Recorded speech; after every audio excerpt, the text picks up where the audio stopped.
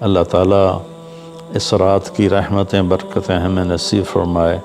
اصل میں اللہ نے بخشش کے بہانے رکھے ہیں، کوئی شرابی ہے، کوئی زانی ہے، کوئی قاتل ہے، کوئی ماں باپ کا نافرمان ہے، کوئی مشرک ہے، کوئی متکبر ہے، کوئی سود خور ہے، کوئی رشوت خور ہے۔ ایک دفعہ آج کہہ دے، کل کی رات ہے کہہ دے گا کہ یا اللہ میری توبہ، تو اللہ کی قسم اگر اس کے گناہ زمین سے لے کر آسمان کی چھت تک بھی ہوں گے نا، تو ایک آدھے بول پر یا اللہ معاف کر، اللہ سارے معاف فرما دے۔ کیا آپ چاہتے ہیں اپنے اور اپنے پیاروں کے لیے نیکی کا کبھی نہ رکنے والا سلسلہ؟ تو مدد کریں بہترین صدقے سے اور دیجئے پانی کا تحفہ ان کو جو اس نعمت سے محروم ہیں۔ اپنے صدقات اور عطیات MTJ فاؤنڈیشن تک پہنچائیں۔ 15 شعبان کے مختلف نام علماء نے رکھے ہیں: شب برات، شب مغفرت، شب رحمت، شب برکت۔ حدیث پاک میں اس کا کوئی نام نہیں ہے۔ حدیث پاک میں ہے لیلۃ نصف من شعبان، 15 شعبان کی رات کو حضرت عائشہ فرماتی ہیں میں اٹھی تو آپ بستر پر نہیں تھے، تو میں ڈھونڈنے نکلی تو آپ جنت البقیع میں پہنچے ہوئے تھے، تو آپ نے دیکھ کر کہا عائشہ تو کیا سمجھتی ہے کہ اللہ اس کا رسول تمہارے ساتھ خیانت کریں گے؟ میں تو بقیع والوں کے لیے آیا تھا دعا کرنے۔ پھر آپ نے فرمایا آج کی رات وہ رات ہے جس میں اللہ تبارک و تعالی بنو کلب ایک قبیلہ ہے جن کے پاس بھیڑ بکریاں بہت زیادہ تھیں، کہا عائشہ جتنی بنو کلب کی بھیڑ بکریوں کے جسم پر بال ہیں ان بالوں کی تعداد کے برابر اللہ تعالیٰ اپنے بندوں کو مغفرت فرماتا ہے، جہنم سے خلاصی فرماتا ہے۔ اس پر شب برات اور شب مغفرت علماء نے اس کا نام رکھا، میرے نبی کی زبان سے یہ نام نہیں نکلا۔ تو اس کی یہ فضیلت ہے کہ اس میں اللہ تعالیٰ کی طرف سے بخشش کا نزول ہوتا ہے۔ باقی یہ جو کہتے ہیں کہ اس میں فرشتہ اترتا ہے اور سارے سال کا بجٹ بتاتا ہے اور سارے سال کے واقعات، یہ کسی حدیث میں میری نظر سے نہیں گزرا۔ سورہ دخان میں فیہا یفرق کل امر حکیم کا جو آیت آتی ہے تو اس سے پہلے کی آیت شب برات کی نفی کرتی ہے، انا انزلناہ فی لیلۃ مبارکۃ، کہ ہم نے اس سے مبارک رات میں اتارا قرآن پاک۔ تو قرآن پاک تو لیلۃ القدر میں اترا ہے، تو اگر کوئی کسی قسم کے اعلانات ہوتے ہیں تو پھر شب قدر میں ہوتے ہیں، اس رات میں نہیں ہوتے۔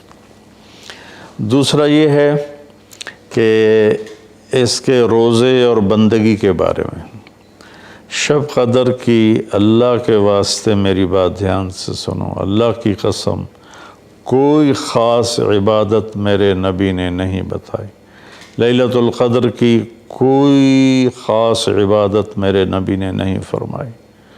حضرت عائشہ رضی اللہ عنہ نے پوچھا یا رسول اللہ اگر مجھے لیلۃ القدر نصیب ہو تو میں کیا کروں؟ کہا یہ دعا پڑھو، اللہم انک عفو تحب العفو فاعف عنی، اللہ تو معاف کرنے والا ہے، معافی کو پسند فرماتا ہے، مجھے معاف فرما۔ تو میرے نبی کی عبادت وہی 11 رکعت تہجد کے نوافل تھے، چاہے وہ شب قدر تھی، چاہے وہ شب برات تھی، چاہے وہ شب جمعہ تھی۔ تو اب اس کے نام پر لوگوں نے کیا کیا خرافہ، چونکہ ہم قرآن اور حدیث سے نہیں جڑے، کتابیں لکھی ہوئی ہیں، کس نے لکھی، اس کی سند کیا ہے، اس کی تمیز ہی کوئی نہیں ہے، تو وہ پھر بہت ہی زیادہ 4 رکعت پڑھو، پہلی رکعت میں یہ پڑھو، دوسری میں یہ پڑھو، تیسری میں یہ، چوتھی میں یہ سب بدعات ہیں، ان کا کوئی تعلق نہیں میرے نبی کے کسی بھی فرمان سے۔ میرے نبی نے صرف عبادت کا فرمایا ہے، عبادت، تو شب قدر میں بھی کوئی خاص عمل نہیں۔ اور دوسری بات یہ کہ اگر آپ نے عبادت کرنی ہے تو مسجد نہیں گھر، مسجد نہیں گھر، مسجد نہیں گھر۔ میرے نبی نفلی بندگی گھر میں ادا فرماتے تھے۔ اب شب برات میں صلاۃ تسبیح کی جماعت ہو رہی ہوتی ہے، یہ کتنی بڑی نادانی کی بات ہے۔ نفلوں کی تو جماعت ہی نہیں ہوتی، تو یہ صلاۃ تسبیح کی جماعت کروا رہے ہوتے ہیں۔ تو میرے بھائی بہنوں، اس رات میں کوئی بندگی عبادت مخصوص نہیں۔ ہاں، آپ تہجد کے نوافل پڑھیں، ساری رات پڑھیں، آپ قرآن کی تلاوت کریں، ساری رات کریں، آپ اللہ کا ذکر فرمائیں، ساری رات فرمائیں، آپ دعا مانگیں، چاہے ساری رات مانگیں۔ یہ مخصوص اعمال یہ ہیں: نماز، تلاوت، ذکر اور دعا، اور آنسوؤں کے ساتھ۔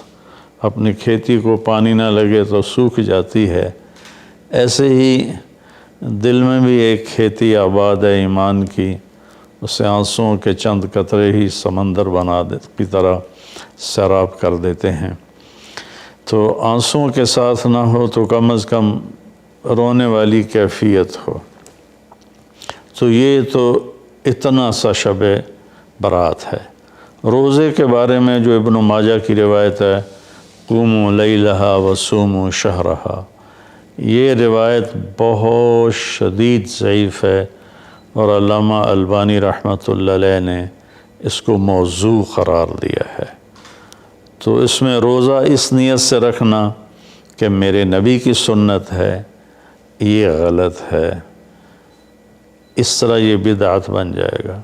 کوئی ویسے نفلی روزہ اس رات میں رکھنا چاہتا ہے مستحب سمجھ کے، نفل سمجھ کے، وہ میرے خیال میں اس میں کوئی قباحت نہیں ہے۔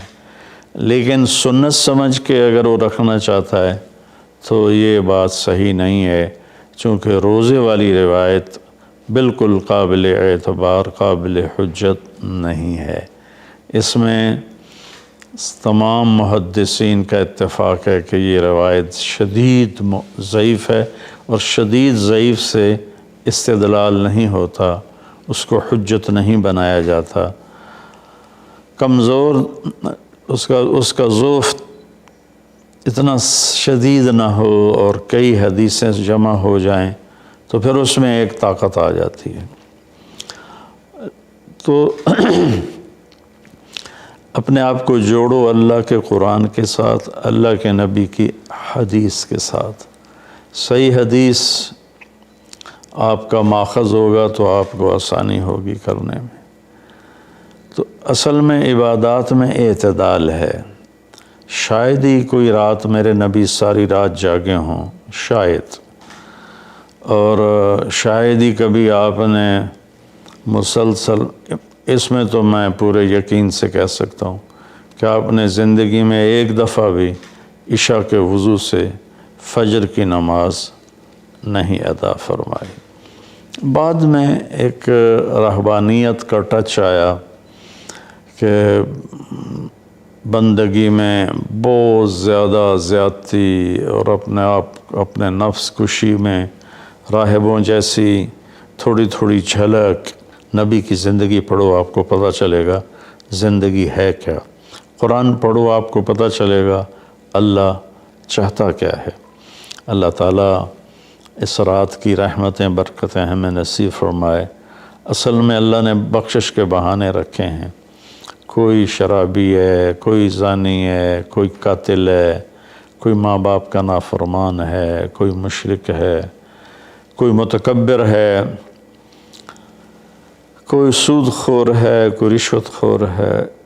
ایک دفعہ آج کہہ دے، کل کی رات ہے، کہہ دے گا کہ یا اللہ میری توبہ، تو اللہ کی قسم اگر اس کے گناہ زمین سے لے کر آسمان کی چھت تک بھی ہوں گے نا، تو ایک آدھے بول پر یا اللہ معاف کر، اللہ سارے معاف فرما دے۔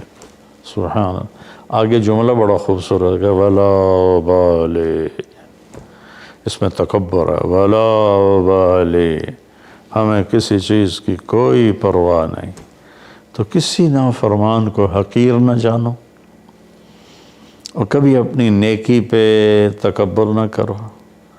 اور ایک جرم اور بھی ہے جو میں کہتے 30 سال ہو گئے، فرقہ واریت سے توبہ کرو۔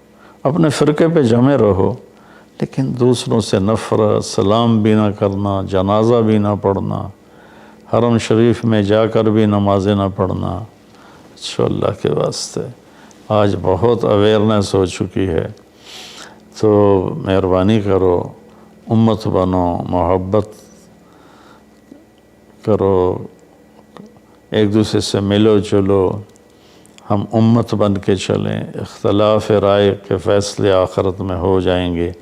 قل کل یعمل علی شاکلتہ فربکم اعلم بمن هو اہدی سبیلا۔ ایسی اس میں جو دیگیں چڑھائی جاتی ہیں، خیرات کی جاتی ہے، یہ بھی بدعت سنت سمجھ کے کوئی کرے گا تو بدعت ہے، ویسے فی سبیل اللہ کوئی دیکھ کرنا چاہتا ہے تو ٹھیک ہے۔ اللہ تعالی ہمیں عمل کی توفیق بخشے۔ کیا آپ چاہتے ہیں اپنے اور اپنے پیاروں کے لیے نیکی کا کبھی نہ رکنے والا سلسلہ؟ تو مدد کریں بہترین صدقے سے اور دیجئے پانی کا تحفہ ان کو جو اس نعمت سے محروم ہیں۔ اپنے صدقات اور عطیات MTJ فاؤنڈیشن تک پہنچائیں۔